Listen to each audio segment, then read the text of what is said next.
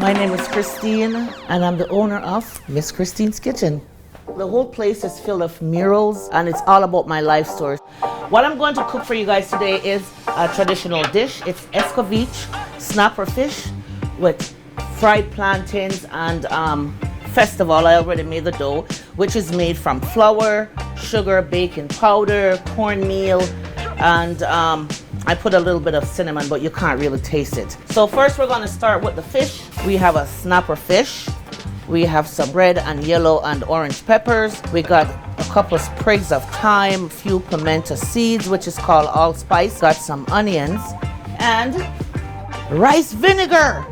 So this is how we make festival back home. Some folks make them round like this and drop them in the pot, but I do them different. I flatten them out because that's how my mom used to make them, and I call them Lizzie rolls. Drop it in the hot oil. Once I get those in, then I'll put the fish in. And then over here, we're going to drop in the peppers, the onion, the thyme, the pimento. A lot of people, they don't use thyme in their escovitche sauce, but I do it like how my mom been doing it for years. Then I'm gonna put some rice vinegar in here.